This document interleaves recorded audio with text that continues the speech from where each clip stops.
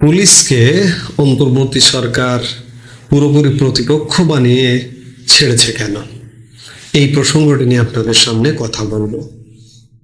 প্রথমত, পুলিশকে প্রতিপক্ষ বানিয়ে ছাড়বার প্রধানতম কারণ হচ্ছে যে পুরো পুলিশ বাহিনীকে এই সরকার এবং এই সরকারপন্থীরা কিংবা এই যে সমন্বয় গোষ্ঠী মনে করে যে এই পুলিশ পুরোপুরি আওয়ামী লীগের পুলিশ। এই যে একটা মাইন্ড সেট আপ, এই মাইন্ড সেট আপ থেকেই পুলিশকে প্রথমতই প্রতিপক্ষ বানিয়ে ছেড়েছে। বিগত আওয়ামী লীগ সরকারের শেষ দিকে যে আন্দোলন বলি বা যে সহিংস ঘটনাটি ঘটেছিল, সেই ঘটনাটি থামাবার জন্য রাষ্ট্রীয় দায়িত্ব পালন করেছে পুলিশ। জানমালের নিরাপত্তা দেবার জন্য, স্থাপনার নিরাপত্তা দেবার জন্য পুলিশ কাঁদানে গ্যাস থেকে শুরু করে, জল কামান থেকে শুরু করে এমনকি গুলি চালাতে পর্যন্ত বাধ্য হয়েছে।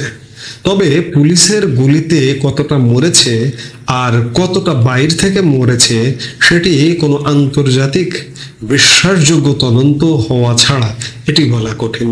মন গড়া কথা অনেক বলা যায়, কিন্তু বাস্তবতা ভিন্ন।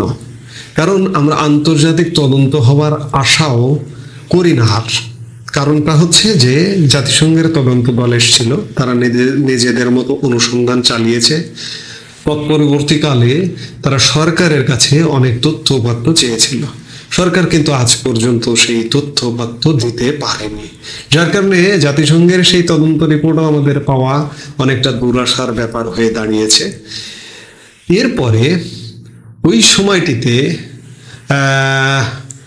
পুলিশকে হত্যাও করা হয়েছে, পুলিশ অনেক হত্যারও শিকার হয়েছে ওই সহিংস ঘটনার সময়।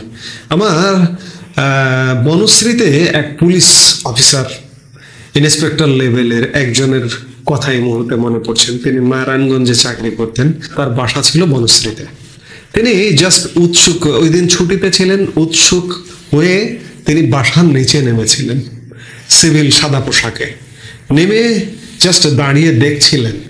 দাঁড়িয়ে দেখবার এক পর্যায়ে কোনোভাবে ওইখানে যারা সহিংস ঘটনা ঘটাচ্ছিলেন তারা জানতে পেরেছেন যে তিনি একজন পুলিশ। তাকে স্পটে গণপিটুনি দিয়ে মেরে ফেলেছে। এইরকম পুলিশ জানা মাত্রই ওই সহিংস ঘটনায় অসংখ্য পুলিশকে হত্যা করা হয়েছে। এরপরে আওয়ামী লীগ সরকারের যেদিন পতন হলো 5 অগাস্ট তারিখে, সেই 5 অগাস্ট তারিখে বাংলাদেশের এমন কোনো থানা নেই যে থানা আক্রমণের হাত থেকে রক্ষা পেয়েছে, এবং পুলিশ সদস্য দেখা মাত্র তার উপরে আক্রমণ হয়েছে। শত শত পুলিশ হত্যা করা হয়েছে, 3000-এর অধিক পুলিশ হত্যা করা হয়েছে, হাজার হাজার পুলিশ আহত হয়েছে। সেই থেকে পুলিশের মনোবল ভেঙে চুরমার। এই সরকারটি এসে সরকারের দায়িত্ব ছিল যে পুলিশের মনোবল যে কোনো ভাবে ফেরানো, কিন্তু এই সরকার দায়িত্ব নিয়ে পুলিশের উপর যেন অত্যাচার আরো বেড়ে গেছে। অসংখ্য পুলিশ, সিনিয়র যেসব পুলিশ কর্মকর্তা ছিলেন, এডিশনাল আইজিপি লেভেলের, ডিআইজি লেভেলের, প্রায় সবাইকে অবসরে পাঠানো হয়েছে, চাকরি থেকে বরখাস্ত করানো হয়েছে, এবং আরো নিচের লেভেলে বরখাস্ত করা হয়েছে।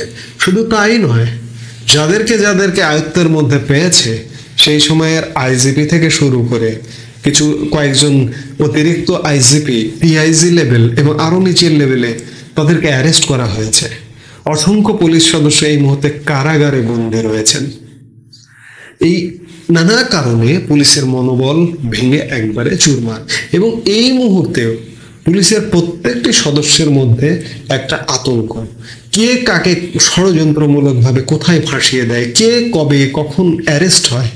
এই যে আপনারা দেখলেন 2 দিন আগেও 3 জন এসপি, চাকুরিরত এসপি, একজন ডিআইজিকে ঢাকার বাইরে থেকে অ্যারেস্ট করে নিয়ে আসা হলো। এই যে এই সব ঘটনা ঘটবার কারণে পুলিশের কনস্টেবল থেকে শুরু করে পুলিশের সর্বোচ্চ লেভেল পর্যন্ত আতঙ্কিত, কখন কি হয় পুলিশের। এই যখন অবস্থা, তখন পুলিশ আসলে কোনোভাবেই কাজ করতে পারছে না। কিন্তু সরকারের দায়িত্ব ছিল যে, মাথায় থাকা উচিত ছিল যে দেশের আইন শৃঙ্খলা রক্ষার প্রধান বাহিনী হচ্ছে পুলিশ, এবং পুলিশই এই কাজটি করে, মামলা করে, তদন্ত করে। অর্থাৎ আইন শৃঙ্খলা বাহিনী মানে আইন প্রয়োগ করে আদালত পর্যন্ত হাজির করানোর দায়িত্ব হচ্ছে পুলিশের। সেই পুলিশকে পুলিশের মধ্যে ঐক্য প্রতিষ্ঠা না করে এক প্রকার অনৈক্য প্রতিষ্ঠা করা হয়েছে। অনৈক্য প্রতিষ্ঠা কিভাবে? এই যে বিভিন্ন পুলিশ সদস্যদের অ্যারেস্ট করা হচ্ছে, মামলা করা হচ্ছে, চাকরি থেকে বদলি করা হচ্ছে, এবং সরকারের মধ্যে ধারণা যে এই পুরো পুলিশ বাহিনী হচ্ছে আওয়ামী লীগের পুলিশ বাহিনী। হ্যাঁ, হতে পারে, এটি অস্বাভাবিক কিছু নয়। সরকারের পক্ষ থেকে কোনো পক্ষ থেকে কখনো কখনো বলা হয় যে আওয়ামী লীগের আমলে 1,20,000 পুলিশ নিয়োগপ্রাপ্ত হয়েছে। 1,20,000 পুলিশ নিয়োগপ্রাপ্ত হয়েছে, সবাইকে আওয়ামী লীগ বিএনপি বলে কিছু নয় তো। আপনি আওয়ামী লীগকে কিভাবে আউট করে রাখবেন? ধরে নিলাম 1,20,000 পুলিশ আওয়ামী লীগের আমলে নিয়োগপ্রাপ্ত হয়েছে, আরো 50,000 পূর্ব থেকে পুলিশে আওয়ামী লীগ সমর্থক বা আওয়ামী লীগ পন্থী থাকতে পারে। কারণ সরকারি চাকরিজীবীরা প্রকাশ্য রাজনীতি না করতে পারলেও ভোট তো দিতে পারে। পুলিশ কাউকে না কাউকে তো ভোট দেয়, কোনো না কোনো মার্কায়, নৌকা মার্কায় হোক আর ধানশীষ মার্কায় হোক বা অন্য কোনো মার্কায় হোক, ভোট তো দেয়।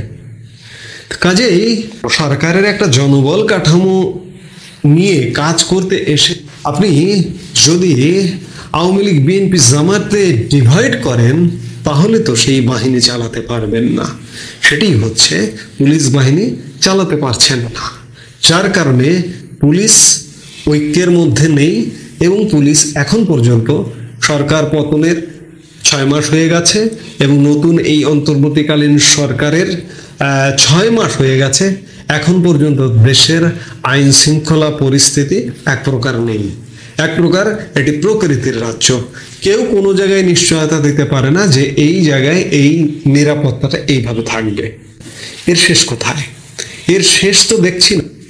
এর শেষ পুরো পুলিশ বাহিনীকে তাহলে বাদ দিতে হবে, বাদ দিয়ে একটা নতুন গোষ্ঠী নিয়োগ করতে হবে। সেটি কি সম্ভব? সেটি তো সম্ভব নয়। এই যে দেখুন, সিনিয়র পুলিশ অফিসারদেরকে সরিয়ে দেওয়া হলো। ধরুন আইজিপি যিনি ছিলেন, তার পরিবর্তে একজন যে আইজিপি নিয়োগ দেবেন, আপনি বাহিনীর ভেতর থেকে খুঁজে পাননি, বাইরে থেকে নিয়ে এসে নিয়োগ দিতে হয়েছে। 10 বছর আগে বা 8 বছর আগে অবসরে গেছেন, তাকে নিয়োগ দিতে হয়েছে। ডিএমপির কমিশনার আপনি বাহিনীর মধ্য থেকে খুঁজে পাননি, বা খুঁজে পেলেও মনে হয়নি যে না তাকে দিয়ে হবে। আপনি বাহিনীর বাইরে থেকে 8-10 বছর আগে অবসরে গেছেন, তাকে নিয়ে এসে নিয়োগ দিয়েছেন। এতে করে কি পুলিশ বাহিনীর যে একটা ঐক্য, সেটি প্রতিষ্ঠা করা সম্ভব হয়েছে? সম্ভব হয়নি, আজও সম্ভব হয়নি, এবং সামনের দিনগুলোতেও সম্ভব হবে না। অর্থাৎ সরকার পুলিশকে পুরো মুখোমুখি করে ছেড়ে দিয়েছে, এতে কোনো সন্দেহ নাই। এজন্য আমাদের আইন শৃঙ্খলা পরিস্থিতির আর কোনো উন্নতি হবে না। এখন জনগণের সাবধানতা অবলম্বন করা ছাড়া, জনগণের সচেতনতার সাথে চলাফেরা করা ছাড়া উপায় নেই এই মুহূর্তে। অর্থাৎ সরকার পরিবর্তন হলে যদি একটা শৃঙ্খলা আসে, তার আগে এটি প্রত্যাশা করা যায় না।